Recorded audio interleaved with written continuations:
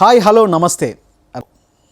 ఈరోజు అనగా జూలై 10వ తేదీ అక్కినేని అఖిల్ మరియు భాగ్యశ్రీ బోర్సే వీళ్ళిద్దరూ హీరోయిన్స్గా నటించినటువంటి లెనిన్ సినిమా ప్రేక్షకుల ముందుకు రావడం జరిగింది. ఈ సందర్భంగా లెనిన్ సినిమా ఎలా ఉంది? హిట్టా, అద్భుతమా, సూపర్ హిట్టా లేదా ఫ్లాపా? అసలు అఖిల్ యాక్టింగ్ ఎలా ఉంది, భాగ్యశ్రీ పర్ఫార్మెన్స్ ఎలా ఉంది, టోటల్గా ఈ సినిమా ఎలా ఉంది అనే విషయాలు ఈ సినిమా గురించి క్లియర్గా మనం చాలా సూటిగా మాట్లాడుకుందాం. సో బిఫోర్ దిస్ మీరు ఏం చేస్తారంటే ఖచ్చితంగా మా ఛానల్ సబ్స్క్రైబ్ చేసుకొని బెల్ ఐకాన్ యాక్టివేట్ చేసుకోండి. ఇలాంటి రివ్యూ వీడియోస్ కానీ ఇంకా మరిన్ని ఇన్ఫర్మేటివ్ వీడియోస్ కానీ మీ వరకు రావడానికి అవకాశం ఉంటుంది. సో ఇక మనం రివ్యూలోకి వెళ్దాం.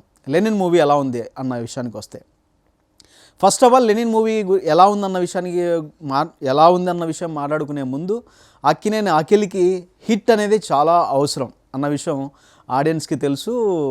సో అఖిల్ సినిమాలు చూస్తున్న వాళ్ళందరికీ తెలుసు అఖిల్ ఒక హిట్ కోసం ఎంతగా ఆరాటపడుతున్నాడో, అఖిల్కు హిట్ వస్తే చూసి ఆనందించాలని అక్కినేని నాగార్జున గారు ఎంత వెయిట్ చేస్తున్నారో, అక్కినేని అభిమానులు అఖిల్ హిట్ సినిమా ఒక్క సినిమా అయినా హిట్ కొట్టాలని చెప్పేసి అభిమానులు ఎంతగా ఎదురు చూస్తున్నారో మనందరికీ తెలుసు.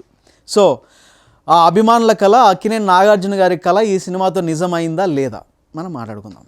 సో ఫస్ట్ అంతకంటే ముందు అఖిల్ పర్ఫార్మెన్స్ లెనిన్ సినిమాలు ఎలా ఉందని మనం మాట్లాడుకుంటే, అఖిల్ పర్ఫార్మెన్సు చాలా అద్భుతంగా తన పర్ఫార్మెన్స్ని అయితే ఏమంటారు మనల్ని మైమరిపింపజేసేలాగా తన పర్ఫార్మెన్స్ అయితే ఈ సినిమాలో ఉంది. లెనిన్ సినిమాలో ఎక్కడ కూడా ఓవర్గా లేకుండా మరీ డల్గా లేకుండా సినిమా అంతా కూడా అఖిల్ పర్ఫార్మెన్స్ అనేది మనకి చాలా బాగా ఆకట్టుకుంటుంది. అంత అద్భుతమైన పర్ఫార్మెన్స్ ఈ సినిమాలో అఖిల్ కనపరచడం జరిగింది.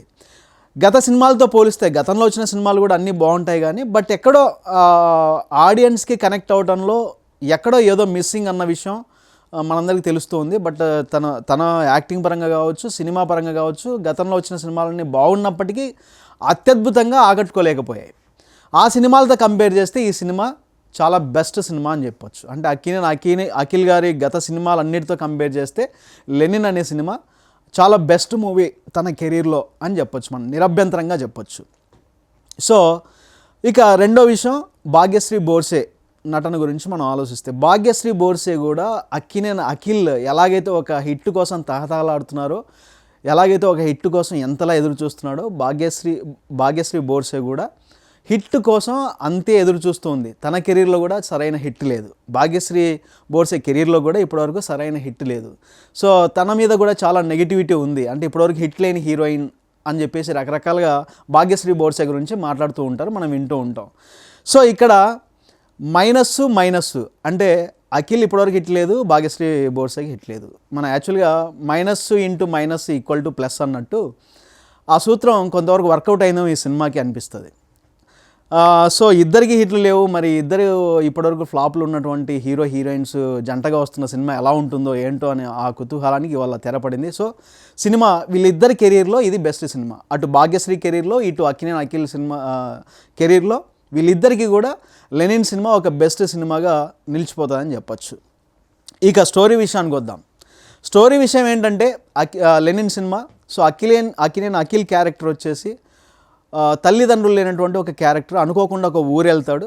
ఆ ఊరిలో ఒక చిన్న సంఘటన జరుగుతూ ఉంటుంది. రెండు గ్రూపుల మధ్య ఒక టెంపుల్ ఉంటుంది. ఆ టెంపుల్లో ప్రతి సంవత్సరం జాతర జరగటం అనేది ఆనవాయితీగా వస్తూ ఉంటుంది. అంతకంటే ముందు ఆ టెంపుల్లో ఒక జెండా పాతాలన్నమాట. ఆ జెండా పాతిన తర్వాతే దేవుడికి అక్కడ పూజలు జరుగుతాయి. ఆ తర్వాతే అక్కడ నైవేద్యం దేవుడు సమర్పించిన తర్వాత అక్కడ ఉన్నటువంటి ఏమంటారు ప్రసాదాలన్నీ ఊర్లో వాళ్ళకి పంచడం, అంటే అన్నదాన ప్రసాదాలు జరగటం, ఇవన్నీ ఉంటాయన్నమాట.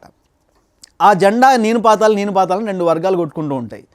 సో త్వరగా పాతేస్తే ఆకలి అవుతూ ఉంటుంది అనమాట చిన్నప్పుడు క్యారెక్టర్ అఖిల్కి. సో అన్నం తినొచ్చు ఆ ప్రోగ్రామ్ అయిపోతే అని చెప్పేసి వీళ్ళిద్దరూ రెండు వర్గాలు కొట్టుకుంటూ ఆ కార్యక్రమాన్ని ఎవరు జరిపించకపోవడంతో అఖిల్ చిన్నప్పుడు క్యారెక్టర్లో వెళ్ళి ఆ జెండా పాతటం జరుగుతుంది. సో అప్పటి వరకు ఆ ఊర్లో వర్షాలు, కరువు ఇవన్నీ విలయతాండం చేస్తూ ఉంటాయి. ఎప్పుడైతే అఖిల్ చిన్నప్పుడు క్యారెక్టర్ అక్కడ వెళ్ళి జెండా పాతుతాడో వర్షం స్టార్ట్ అవుతుంది, వర్షం పడుతుంది.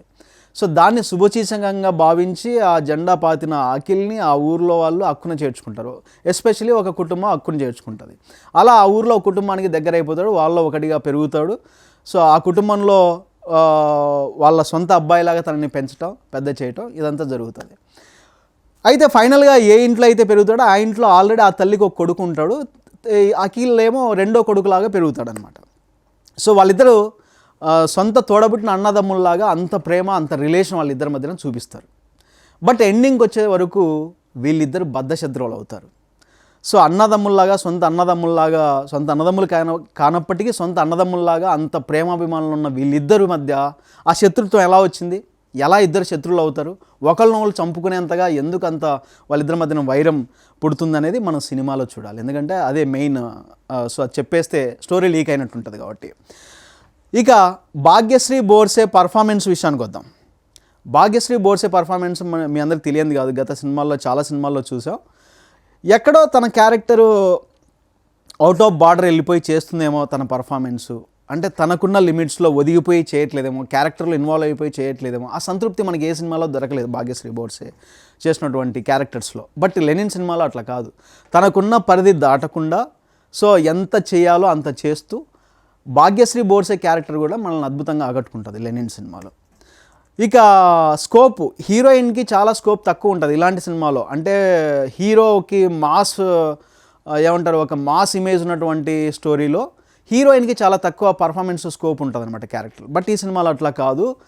మనకి అక్కినేని అఖిల్ స్టార్టింగ్ నుంచి అక్కినేని అఖిల్ కనిపిస్తున్నంతసేపు భాగ్యశ్రీ బోర్సే కూడా ప్రతి సీన్లో ప్రతి చోట కనిపిస్తుంది.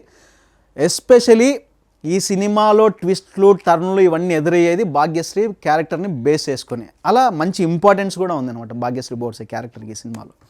సో భాగ్యశ్రీ బోర్సేకి గత సినిమాలతో పోలిస్తే ఒక మంచి హిట్ అని చెప్పొచ్చు. అలాగే తన క్యారెక్టర్కి మంచి పర్ఫార్మెన్స్ స్కోప్ ఉన్న క్యారెక్టర్ అని కూడా చెప్పొచ్చు అనమాట. అది భాగ్యశ్రీ బోర్సే క్యారెక్టర్ గురించి. ఇంకా చాలామంది నటినట్లు ఈ సినిమాలో ఉన్నారు. శివాజీ కావచ్చు, అలాగే మన గెటప్ సీను ఉన్నాడు, జబర్దస్త్ మహేష్ ఉన్నాడు, చాలా క్యారెక్టర్లు ఉన్నాయి. అన్ని క్యారెక్టర్లు కూడా చాలా బాగా పర్ఫామ్ చేశారు. వాళ్ళ క్యారెక్టర్లు చాలా అద్భుతంగా ఆకట్టుకున్నారు. ఇది అంతా ఒక విలేజ్ అట్మాస్ఫియర్లో ఒక మాస్ వ్యూలో జరుగుతున్నటువంటి సినిమా చాలా బాగా మనల్ని ఆకట్టుకుంటుంది. అయితే సినిమా చూసిన తర్వాత అభిమానులు ఒక్క విషయంలో కొంచెం డిసప్పాయింట్ అవుతున్నారు. అదేంటంటే క్లైమాక్స్లో హీరో బ్లైండ్ అవుతాడనమాట, గుడ్డివాడు అవుతాడు. సో ఆ క్యారెక్టర్ మన హీరో ఏంటి, బ్లైండ్ ఏంటి, సో అభిమానులు జీర్ణించుకోలేరు కదా. లాస్ట్ టైం పెద్ద సినిమాలో రామ్ చరణ్ కాల్ లేదంటే కూడా అలాగే జీర్ణించుకోలేకపోయారు Ram Charan fans. So same that ఈ సినిమాలో కూడా అఖిల్ బ్లైండ్ అవుతారు లాస్ట్ సీన్లో. సో అక్కడ కొంచెం ఫ్యాన్స్ ఎందుకో డిసప్పాయింట్ అయ్యారు, మా హీరోని బ్లైండ్గా చూపించారేంటి అని.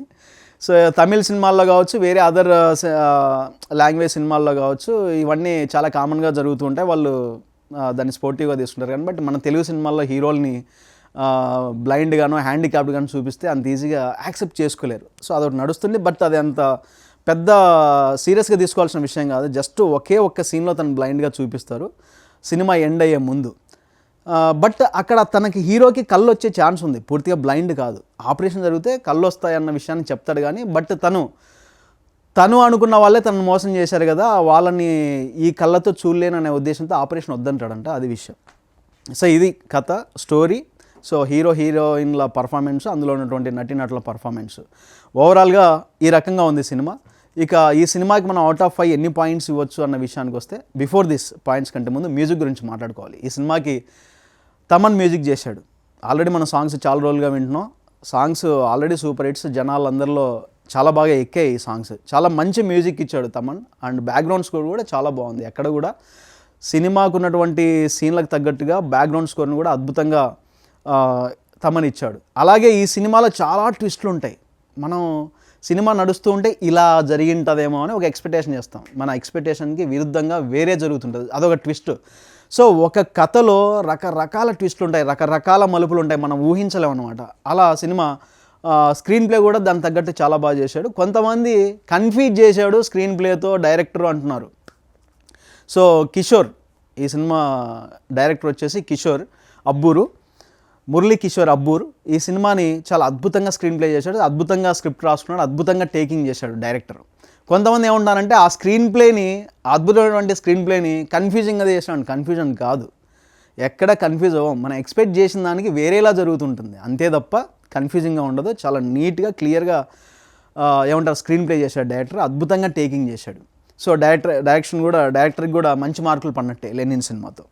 ఓవరాల్గా ఈ సినిమాకి మనం ఎన్ని మార్కులు ఇవ్వచ్చు అవుట్ ఆఫ్ 5 అన్న విషయానికి వస్తే, అవుట్ ఆఫ్ 5 మనం 2.7 పాయింట్స్ అయితే ఈ సినిమాకి ఇవ్వచ్చు.